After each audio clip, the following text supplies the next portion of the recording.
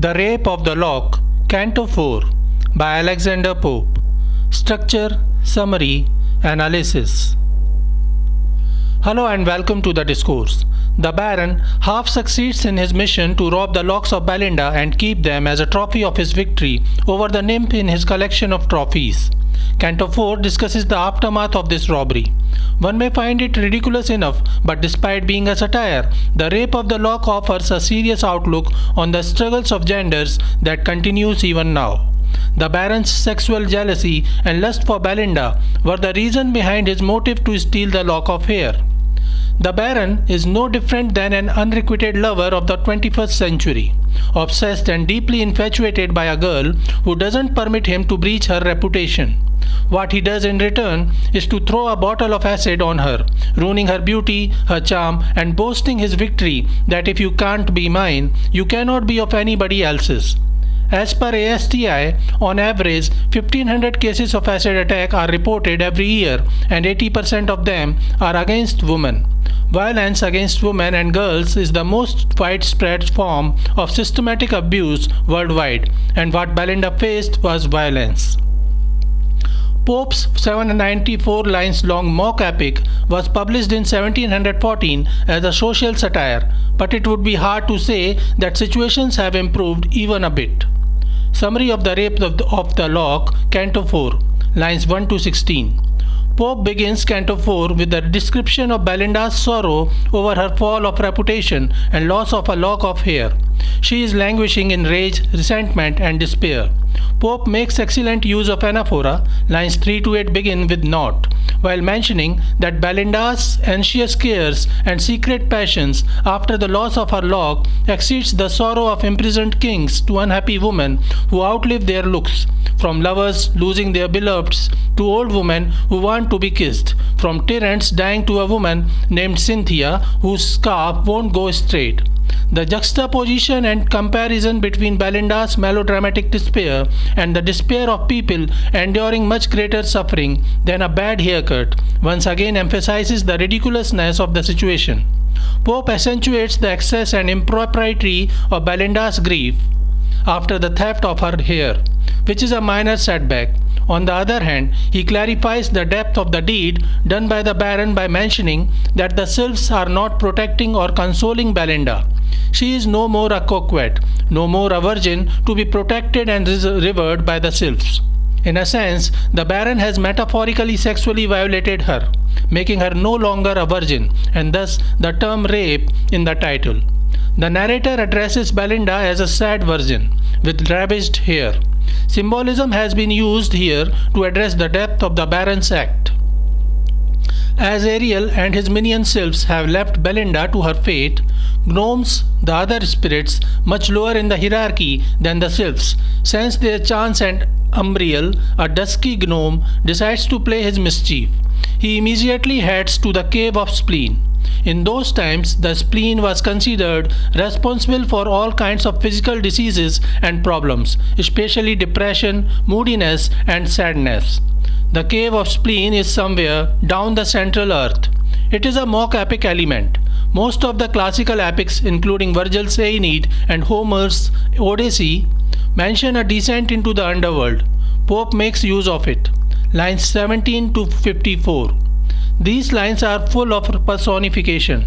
As Umbriel descends to the subterranean Cave of Spleen, he sees the wind east languishing on a bed in a dark closed grotto where no fresh air and no glittering sun ray can ever reach.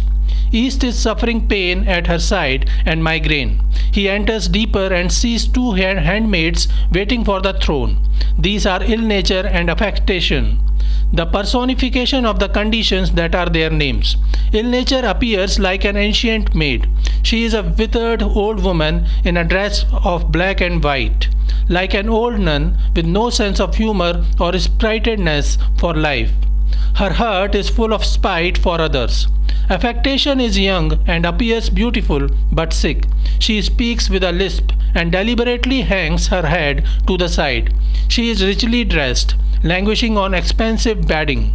She represents the worst excess of put-on femininity, a ballet gone too far. She pretends to be a vulnerable damsel, though she isn't. She enjoys all comforts of wealth yet pretends to be sickly. Umbriel continues further down through the cave and encounters a strange vapor through which strange shapes arise out of nothing and then vanish. In these vapors, Umbriel sees women who are expiring, glaring fiends, snakes, pale spectres, gaping tombs, lake of liquid gold, and angels in machines. The narrator says that the magical vapors are like the Alcyon scene, and contrast compares this grotesque, horrible place with the Alcyon fields, the ancient Greek version of heaven. Umbriel sees talking teapots and small clay jars, pipkin. There Umbriel sees Homer's tripod, pregnant men, and maids turned bottles, women who have been transformed into bottles and call out for cocks. These are intense sexual innuendos in these lines. The cave includes women with distinctly unladylike sexual appetites. The term expiring can be used to denote both death and orgasm. The women metamorphosized into bottles craving phallic-shaped cocks, and there are pregnant men. All the masculine and feminine rules of the world have been turned upside down in the underworld. There are snakes, and angels are forced into labor machines. Another allusion to the Satan's underworld from Paradise Lost by Milton. Is the Queen of Spleen the sin, daughter, and lover of the fallen angel? Homer's Iliad mentions magical walking three-legged tables that are also present here.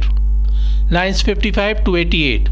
Even the mischievous gnome couldn't bear all this madness of the underworld, but he had aid, and hence Umbriel passes along safely, holding a piece of spleen wort in his hand. Then he reaches the depth of the underworld, where the Queen of Spleen resides in all her glory. Umbriel is humbled. He hails her as the goddess of all women between the ages of 15 and 50, making them either hysterical and ill, or making them frantically attempt to compose poetry and plays. Remember Afra Ben, who wrote Orunoko and the Rover. Her pen name was Astria. Then Umbriel complains to the Queen of Spleen about Belinda, the beautiful woman who hasn't yet succumbed to the Queen's power. She enjoys herself too much and is so proud, and he complains that there are thousands more like her. He then cajoles the Queen and says how he has always served her with utmost devotion, and mentions how he ruins women's complexions, brings about cuckoldry, and rumps up petticoats and bedding to make it seem like illicit sexual encounters have taken place where they haven't, messes up a prude's headdress, and even kills a beloved lapdog. Umbriel says that he spoils the grace of the proud girls, or raises a pimple on a beauteous face. Umbriel addresses the Queen as the ruler of the sex to 50 from 15. He means the Queen rules all girls and women between age 15 to 55, which is the general age of menstruation periods. This suggests that the spleen is closely related to sexual dysfunction and erratic behavior. Thus, though society frowns upon ugly women and those who are adulterous, the real culprit is Umbriel and the Queen of Spleen. Umbriel then requests the Queen of Spleen to affect Belinda with chagrin. Initially, it appears as if the Queen is disinterested, but then she grants him his wish and binds together a bag of gifts for him, which appears no different than the bag which once Ulysses held to contain the winds.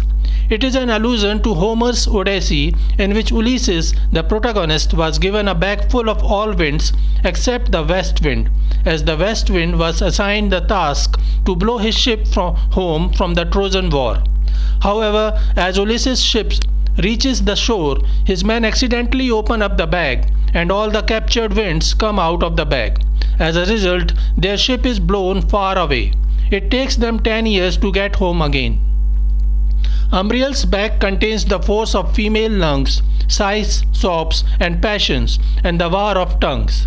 The Queen also grants Umbriel a vial that holds fainting fears, soft sorrows, melting griefs, and flowing tears. Entire Canto 4 appears to be an allusion to Aeneas' trip to the underworld in the book 4 of Virgil's Aeneid. Lines 89 to 140. As Umbriel returns with the gifts of Queen of Spleen, he sees that Belinda is distraught with her disheveled open hair that was so beautifully combed and threaded a little while ago before the Baron ravaged her. She is being consoled by Thalestris, who laments at Belinda's loss of Locke. Thalestris' name and her personality are other allusions to Greek mythology. In ancient Greece, there lived a queen of the Amazons, a tough female warrior who was more than a match for Alexander the Great. Her name was Thalestris. Umbriel could have no better moment than this to open his bag and let the magic of Queen of Spleen bring more discord. As he opens the bag, all the Furies get out. This is another allusion to Greek mythology. The Furies were always angry and vengeful creatures unleashed by the gods to punish criminals. Umbriel's Furies fan the anger and mortal ire of Belinda, and fierce Thalestris raise the fire. She was quietly consoling just a while ago, but suddenly she loudly cries, "Oh, wretched maid!" and grasps Belinda in her arms. She reminds Belinda of all the pains she took for that splendid lock of her hair, from torturing irons to straining her tender head with fillets. How she nourished them with bodkin, comb, and essence. Thalestris is worried that the Baron will make good use of the robbed lock for humiliating Belinda by displaying it for everyone to see how he breached her reputation. Thalestris says that once Belinda does lose her honor, even she herself won't want to be Belinda's friend, as everyone will talk about her too. Then Thalestris springs upon the symbolism that suggests that the lost lock wasn't just simple hair. She is horrified that now, when the Baron has Belinda's lock, he will place it in the center of a ring and display it on his hand for the rest of time. Could it be the marriage ring? Firstly, Belinda was metaphorically sexually ravaged, and now the Baron may force marriage on her for further humiliation and marital sexual exploitation, and she wouldn't be able to say no to such a situation once she loses her reputation. Thalestris makes Belinda imagine all this horror as the fops envy at the Baron's victory trophy and the ladies stare at Belinda's fate. Thus, Thalestris is adamant that they must do everything possible to bring back the hair of the lock that the Baron cut down and kept as a trophy of his victory over Belinda. All this further burns Belinda in anger and shame. Thalestris says that the rumor-mongering has already begun and compares Belinda with a degraded toast. Thalestris then wonders what she can do to protect her friend's honor. She must do something quick enough before the rapacious Baron completely disgraces Belinda and force her to marry him on his terms. She decides to get back the lost lock of hair before the Baron decides to set it in the center of a ring and adorn it in his hand to display the glory of Belinda's lock of hair, heightened by the diamond's circling rays, to the world. Thus, Thalestris asks help from her beau, her suitor Lord Plume, who is a fop with an expensive snuff box and fashionable cane. Lord Plume goes to face the Baron and demands the lock of Belinda back. The Baron says that though Lord Plume speaks so nicely, it's all in vain, because he will never return the lock of hair he gained whilst cherishing the smell of hair that Belinda nourished with essence. He then declares this hand which won it shall forever wear.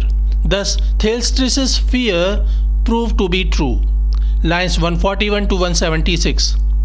Umbriel was observing the whole event while marvelling at the effect of the Furies on Thalestris and Belinda's heads. Yet he was not satisfied and didn't wish to go slack.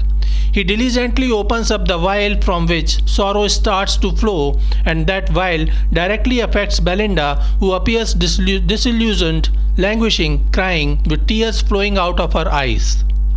She cries about her fate and says that she wishes she hadn't visited the court and stayed at home instead. She now remembers the whole day was full of bad omens, offering warnings to her about what might happen. She remembers how she dropped her patch box 3 times and how she observed the tottering china shook without a wind. She further says that even her lapdog Shock was behaving unusually, as if the dog had some inkling of the impending attack on her. Then she mentions the sylph that came in her dream and warned her. She laments that she ignored the warnings of the sylph. She couldn't understand him until it was too late. She is sad about the loss of her hair, but she is more disgusted by the feel of the hand of the Baron on her. She wishes to tear off the remaining lock, feeling that it tempts once more the Baron's sacrilegious hands. Yet her real worry is that it is open for all to see that now she has a lonely lock on her head. She confronts the Baron and asks, "Why did you take my lock, whose loss is so obvious?" She says that if the Baron was so obsessed with her hair, he could have taken hairs less in sight or any hairs but these. She meant her pubic hair. She says that it might have been much crueler but wouldn't have caused public humiliation to her. It further suggests the pretense of Belinda, who admits that she would rather compromise her virtue than suffer damage to her looks. Thus, Pope shows the misplaced significance and value that society places on external appearances. So this is it for today. We will continue to discuss the history of English literature. Please stay connected with the discourse. Thanks and regards.